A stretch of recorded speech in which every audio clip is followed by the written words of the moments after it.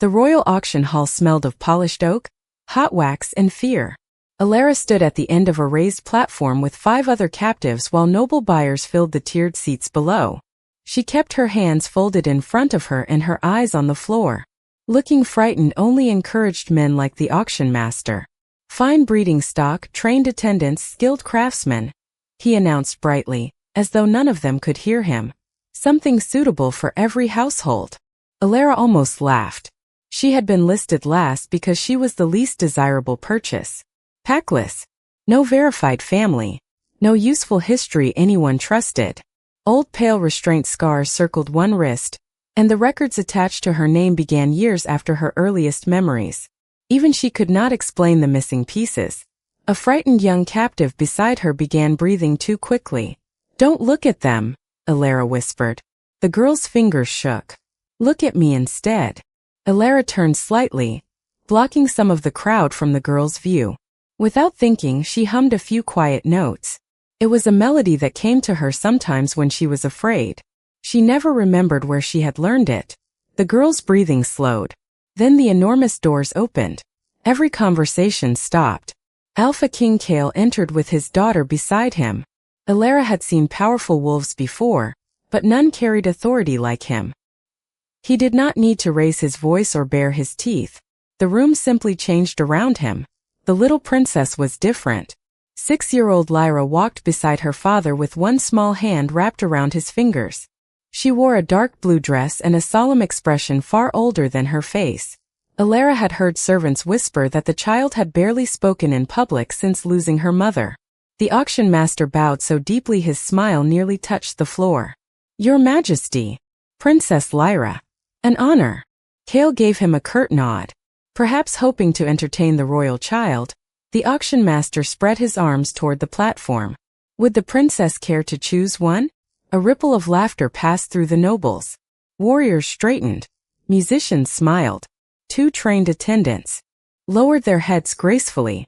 Lyra looked at none of them. Her gaze had fixed on Elara. Elara stopped humming. The princess went still. Kale glanced down at his daughter. "Lyra." The girl released his hand. She crossed the hall slowly. Every eye followed her. Elara's pulse quickened as Lyra climbed the platform steps and stopped directly in front of her. The child stared up at her face as though trying to remember something impossible. Then Lyra reached for her hand. Elara hesitated before letting the tiny fingers close around hers. The auction master chuckled nervously. "Well, Your Highness, which one do you choose?" Lyra did not look at him. She looked only at Elara. Her fingers tightened. "I want my mother." Silence struck the hall. Kale's face changed instantly. "My daughter," he said, his voice dangerously calm. "Your mother is dead." Lyra pressed herself against Elara's side. When Kale stepped forward, the little girl clutched Elara's hand with both of hers. And she would not let go. Kale stopped at the foot of the platform.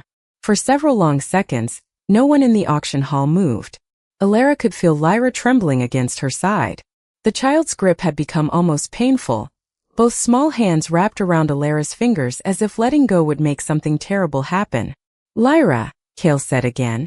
His voice was quieter now. "Come to me." The princess shook her head. A murmur stirred among the nobles before dying beneath one cold glance from the king. Elara lowered herself carefully until she was closer to Lyra's height. "Your Highness, your father is waiting." No, it was barely a whisper. Kale climbed the steps. Lyra immediately moved behind Elara. The reaction startled them both. Kale stopped. Elara saw the hurt flash across his face before royal control buried it. The auction master hurried forward. "Your Majesty, perhaps the girl has confused the princess somehow. I assure you all merchandise is inspected before." "Be silent." Kale never raised his voice. The man obeyed instantly. Kale's attention settled on Elara. "What did you do?"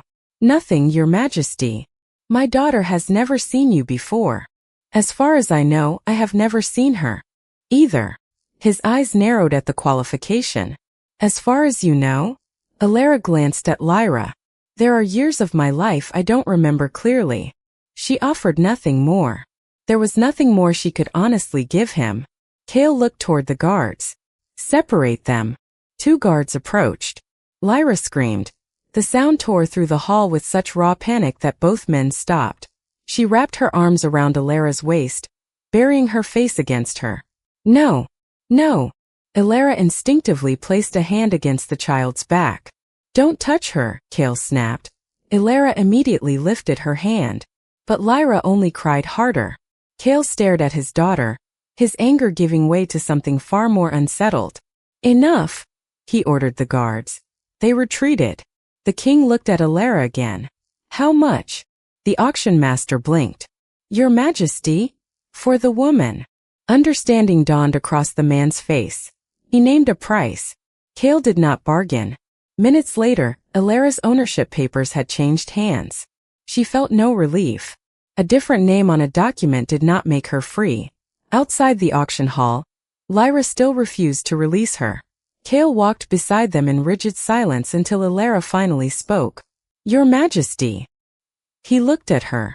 I need you to understand something before we reach your palace. His expression hardened at her boldness. You are in an unusual position to make demands. It isn't a demand.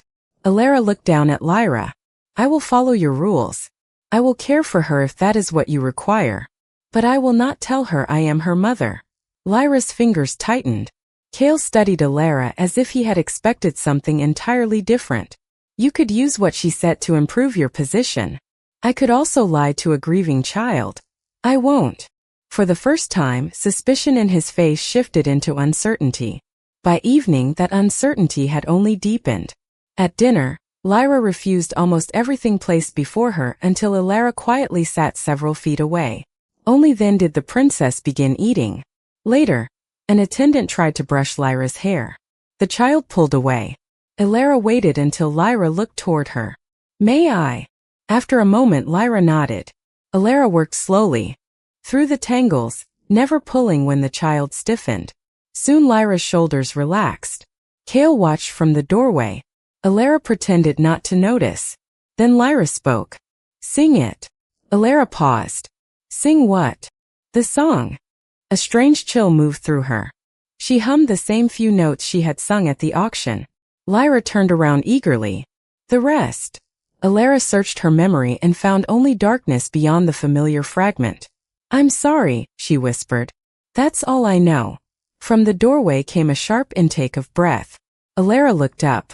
Kale had gone completely still. Something in his expression told her those few meaningless notes were not meaningless to him. But he gave no explanation. He simply turned to the guard outside. Find my archivist. His gaze returned to Elara. I want everything that exists about this woman's past. By morning, the palace had already adjusted itself around Lyra's impossible attachment. Elara was moved from the servants' quarters assigned to newly purchased workers and placed in a small room near the princess's household. A guard remained outside, and Kale made the arrangement unmistakably temporary. You stay because Lyra needs stability, he told her. You will not leave the royal wing without permission. Elara met his gaze. And if she stops needing me? Then we reconsider. It was not freedom, but it was honest. Lyra made the arrangement difficult to reconsider. She allowed other attendants to dress her, bring meals, and prepare her lessons, but whenever fear or frustration overwhelmed her, she searched for Elara. Elara began noticing patterns. Locked doors made Lyra restless. Raised voices made her retreat. Smoke from an overfed fireplace could turn her pale before anyone else noticed anything wrong. Elara did not know why.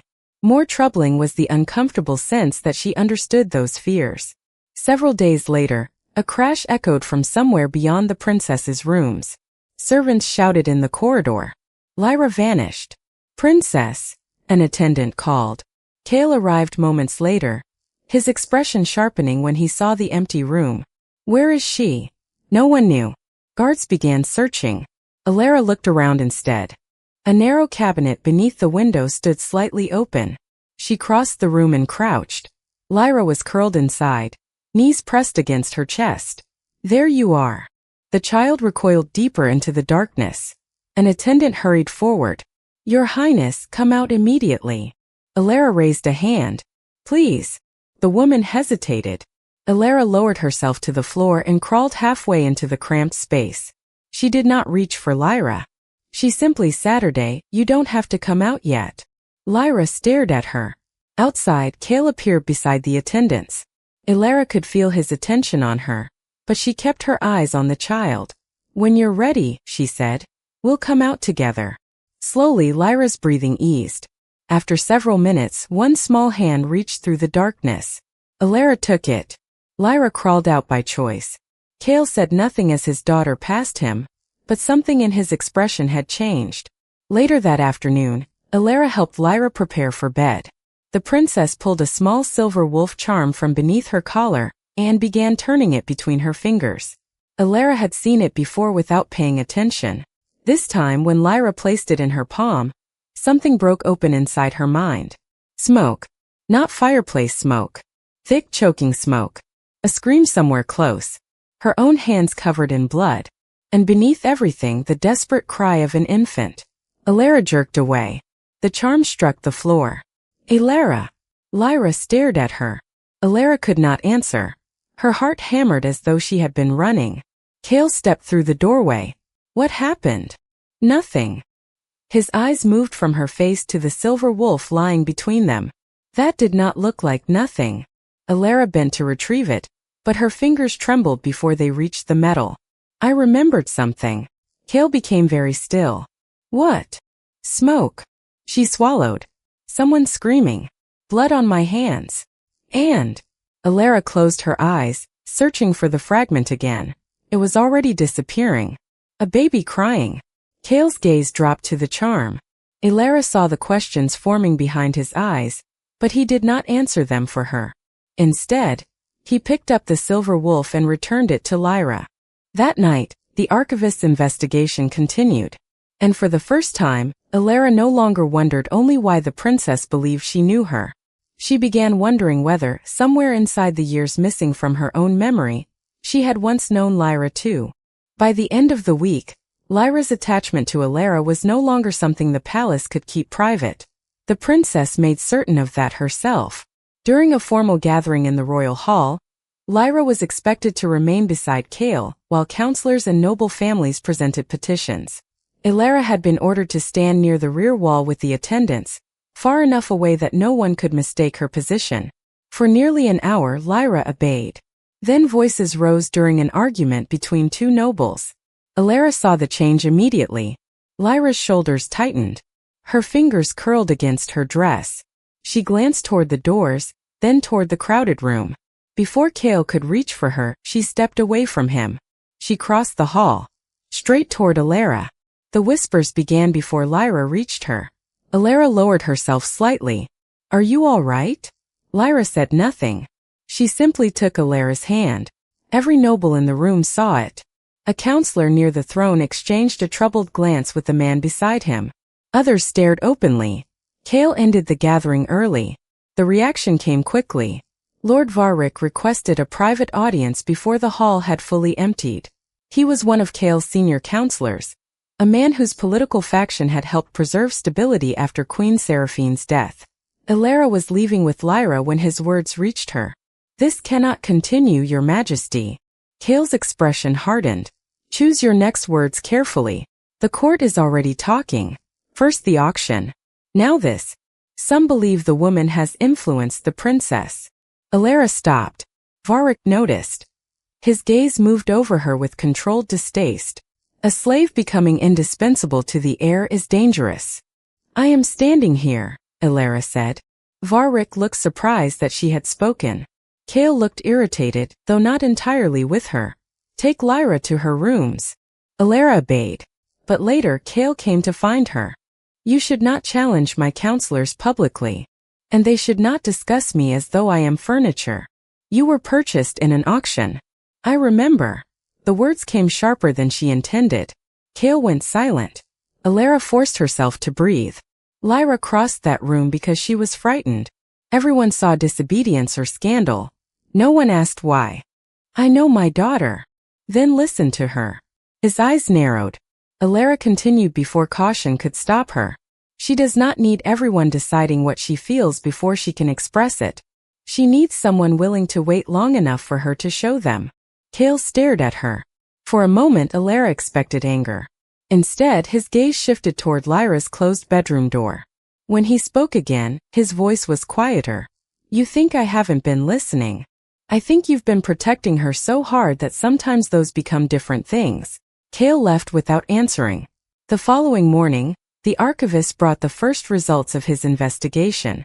Elara's ownership records existed, but they did not form a believable life. Several transactions could be verified. The earliest could not. Her documented history simply began after Queen Seraphine's death. Nothing reliable explained where Elara had been before then. When Kale told her, a cold unease settled beneath her ribs. So I appeared from nowhere? On paper. Elara looked toward the window. Smoke. Blood. Crying baby. The fragments felt less random now. That afternoon, she passed an elderly palace servant in a service corridor while quietly humming the few notes Lyra had asked her to sing. A tray crashed to the floor. Elara turned. The woman had gone white. You know that song, Elara said. No. You reacted to it. I said no. The servant began gathering the fallen cups with shaking hands. Elara crouched beside her. Please. I don't remember where I learned it. The woman looked at Elara properly then. Fear replaced denial. Stop asking questions. Why? The servant stood too quickly.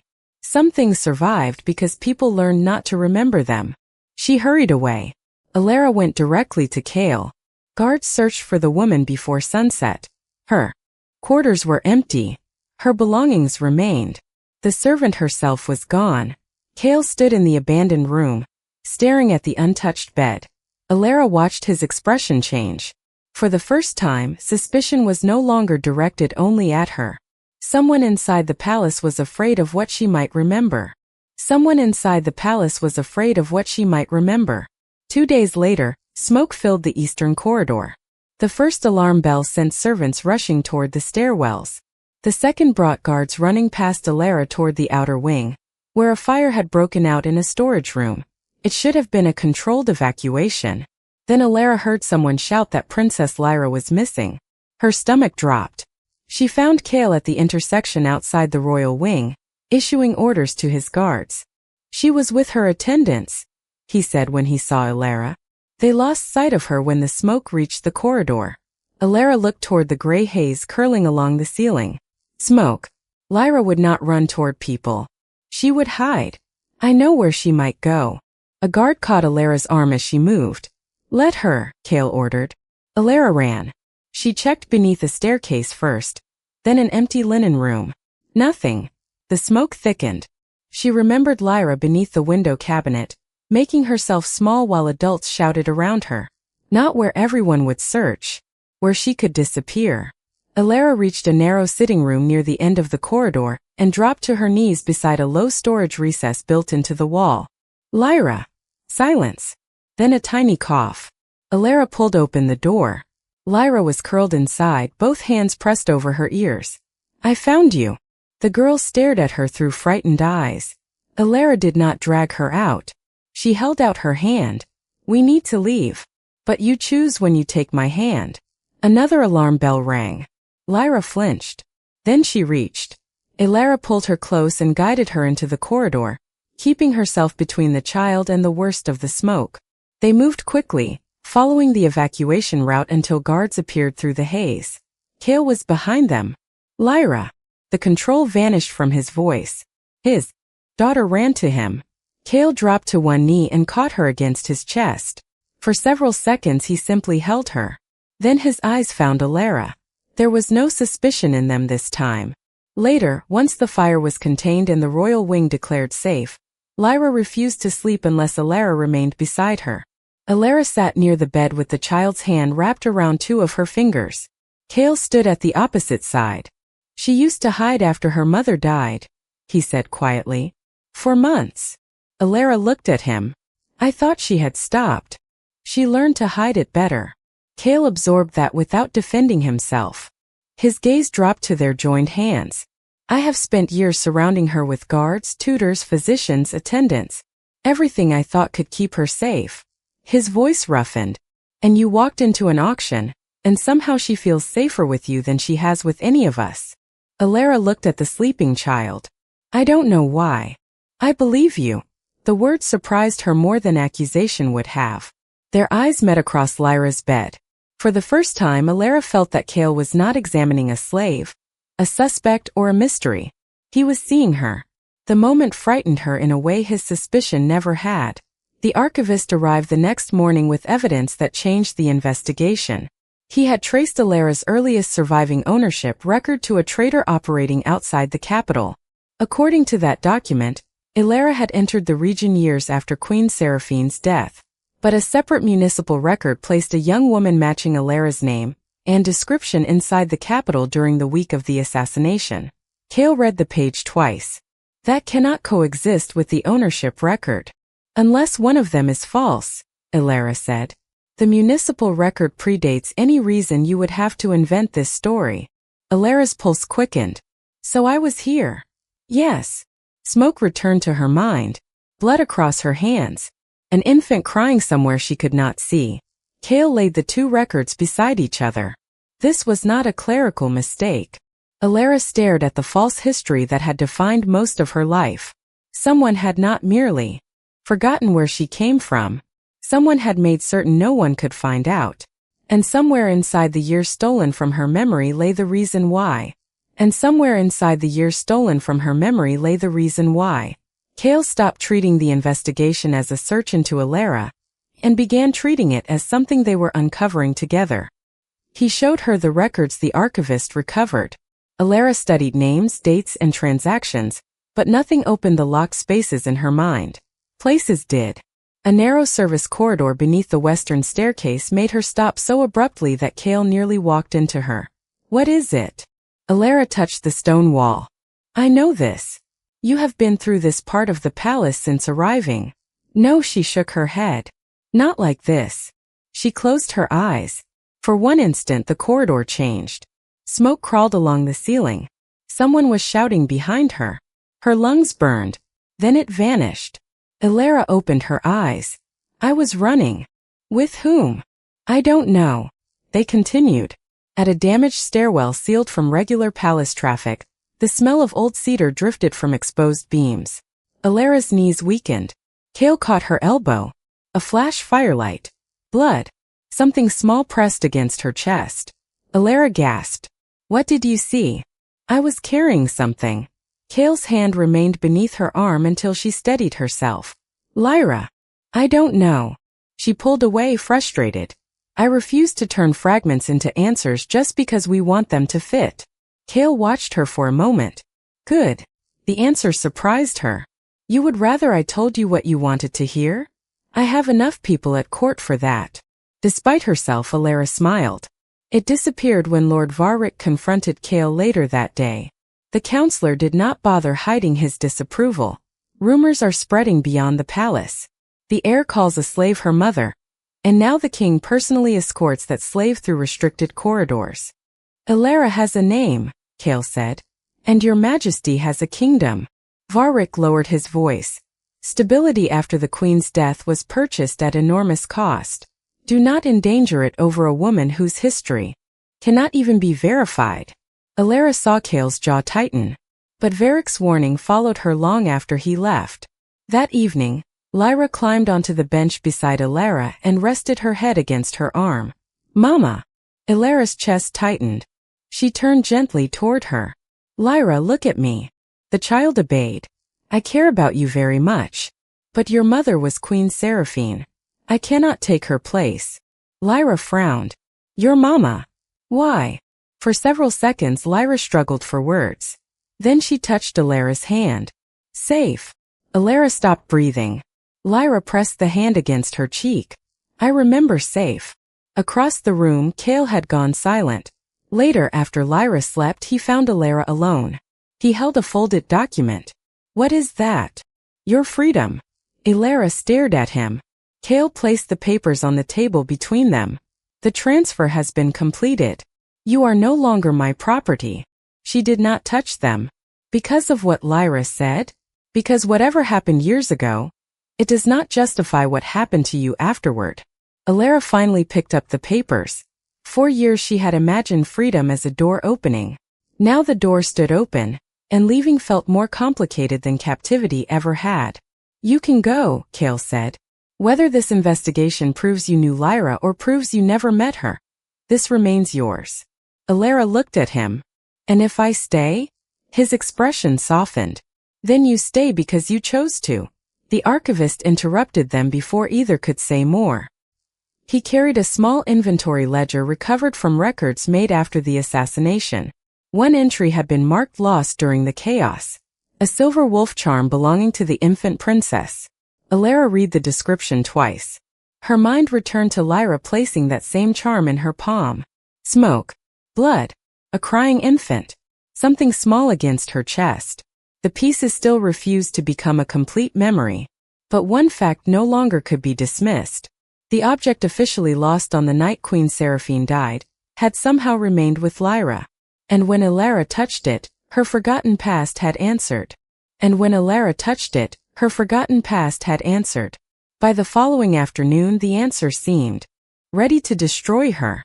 Lord Varric entered the council chamber carrying documents bearing old seals, witness marks, and a statement allegedly recovered from records connected to Queen Seraphine's assassination. Kale read them without expression. Elara stood across the table. What do they say? Varric answered before Kale could. They place you among those who assisted the attackers. Elara stared at him. That is a lie. Perhaps. But your missing history suddenly appears less mysterious. Kale's gaze snapped toward him. Enough. Varric bowed slightly.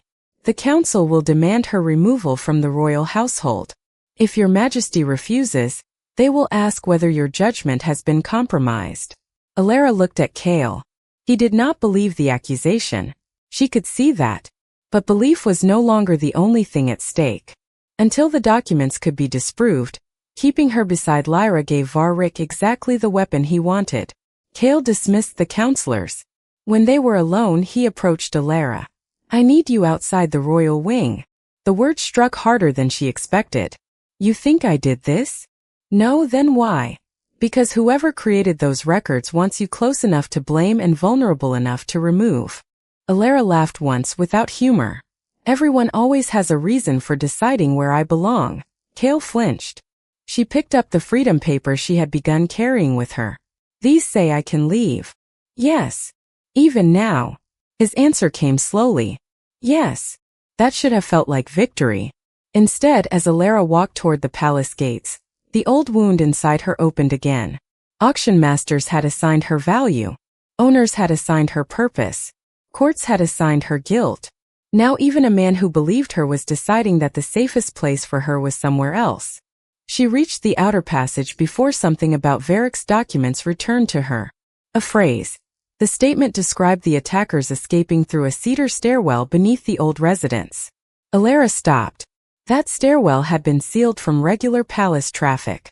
Even current servants barely knew it existed. Yet the supposed witness record had described it precisely. Her pulse quickened. The evidence was not merely false. Whoever created it possessed knowledge of the original attack. Elara turned back toward the palace. Then the alarm sounded. Not fire this time. Guards erupted into motion. Elara caught one by the arm. What happened? The princess. Everything inside her went cold. What about Lyra? She disappeared during a security transfer.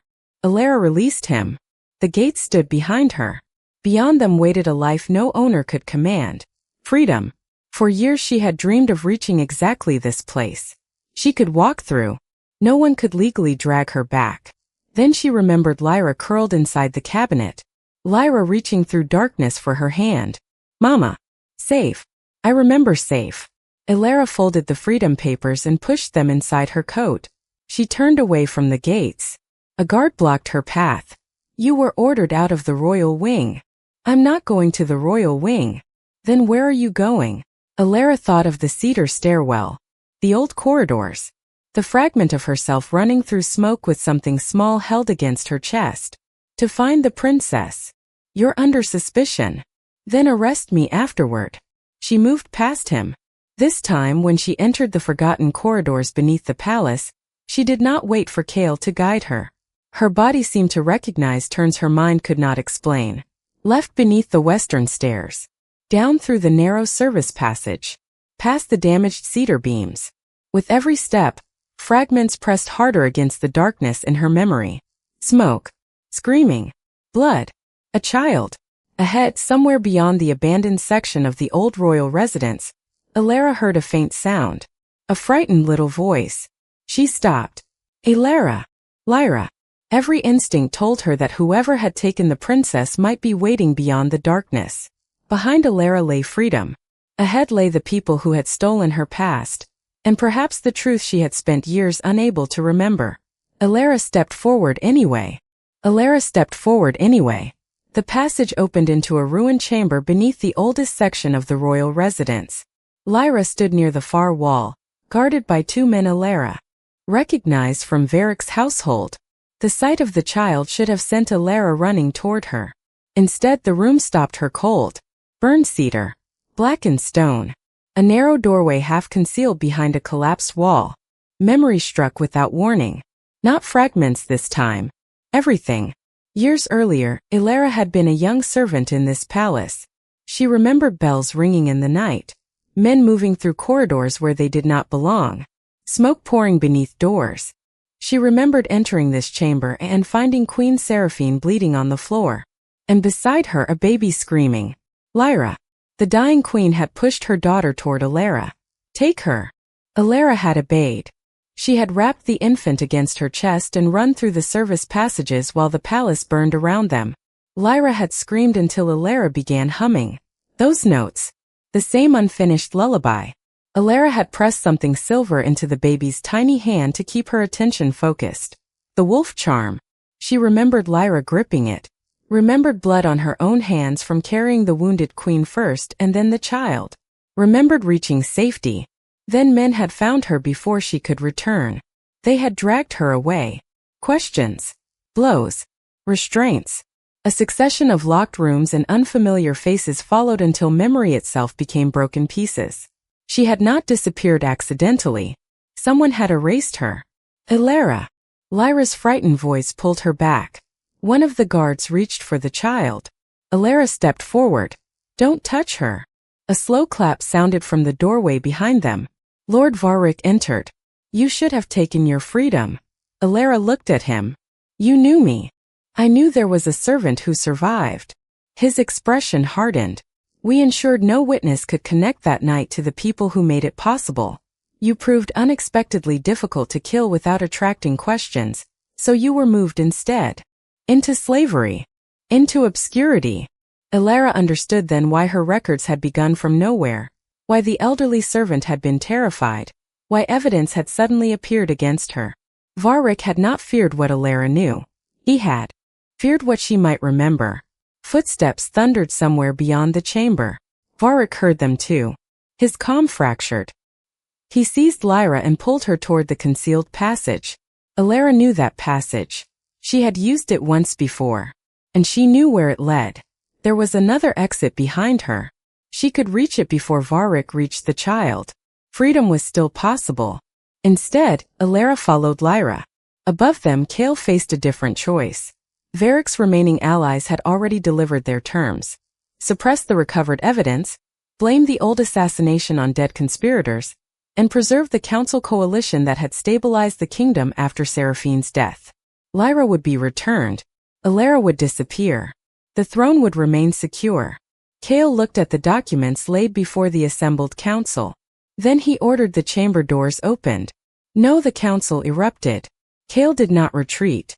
He publicly ordered Varric's records seized, his properties searched, and every surviving transaction connected to the trafficking network investigated.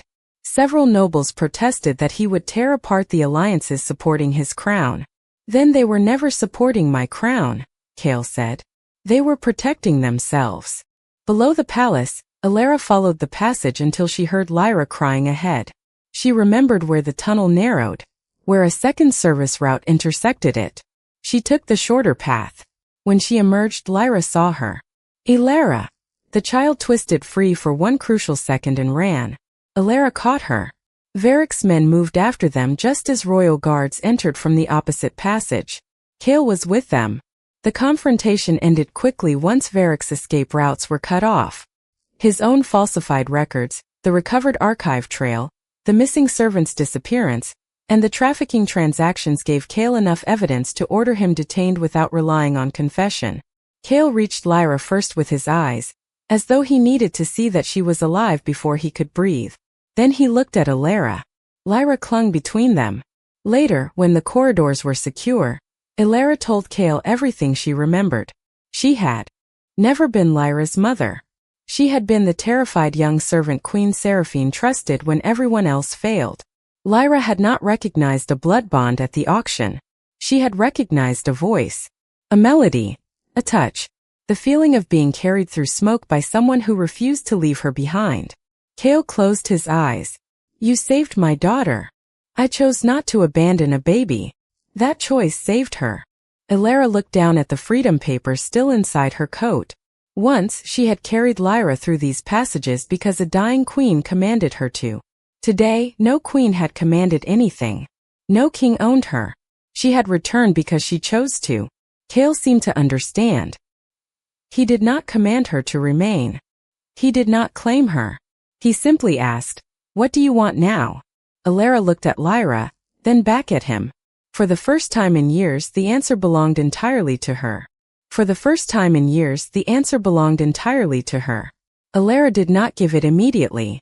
Varric's arrest did not repair what had been done. The investigation spread through the court, exposing nobles who had helped conceal the conspiracy and transactions, linking their agents to the slave markets through which Elara had disappeared. Those responsible faced judgment. But Cale understood that punishing them while preserving the system they had used would change nothing. The royal auctions were suspended, then dismantled. Records once used to transfer ownership were open to investigators searching for falsified identities, illegal sales, and people who had vanished into the same network that had swallowed Elara. Her own freedom papers remained untouched. Cale never asked for them back. Weeks passed before Elara understood how important that was. She could leave the palace whenever she wished. She stayed. Not because Lyra cried when she walked away. Not because Cale commanded it. Not because a document assigned her to anyone. She stayed because breakfast with Lyra had become something she wanted. Because Cale had learned to kneel beside his daughter and wait when fear silenced her instead of immediately surrounding her with orders. Because somewhere between suspicion, investigation, and the darkness beneath the palace, Elara had stopped seeing them as people whose lives she had accidentally entered. They had become people she loved. One evening, Lyra climbed beside her and touched the silver wolf charm at her throat. "You're not my first mama." Elara smiled softly. "No, my first mama was Queen Seraphine." "Yes." Lyra considered this with the solemn concentration only a child could give something enormous. "Can you still be family?" Elara looked toward Cale. He said nothing. He left the answer to her. Elara took Lyra's hand. Yes.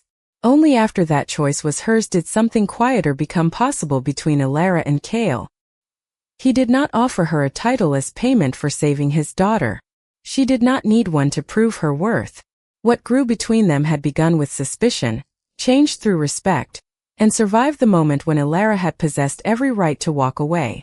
When Cale finally asked whether there might be a place for him in the life she was choosing, Elara answered as a free woman. Months later, they returned together to the old auction hall. It no longer smelled of fear. The platforms had been removed. The chains were gone. Desks now filled the room, where clerks helped liberated men and women search old records for stolen names, missing relatives, and histories erased by ownership. Elara stood where she had once waited to be sold. For a moment she could almost hear the auction master again. Would the princess care to choose one? Lyra slipped her hand into Elara's. One of the clerks, remembering the story that had begun there, smiled at the princess. "This is where you were told to pick one, wasn't it?" Lyra looked proudly at Elara. Elara knelt before her. "You don't get to pick me this time." Lyra blinked. Then Elara smiled and reached for the child's hand herself. "This time I choose." Cale stood beside them, asking nothing more. Once Elara had stood on that floor while strangers decided her price, her purpose, and where she belonged. Now no one owned her. No one assigned her value. And when she walked out of the former auction hall with Lyra's hand in hers and Kale beside them, Elara understood the difference between being chosen and belonging. This family had not purchased her. She had chosen them.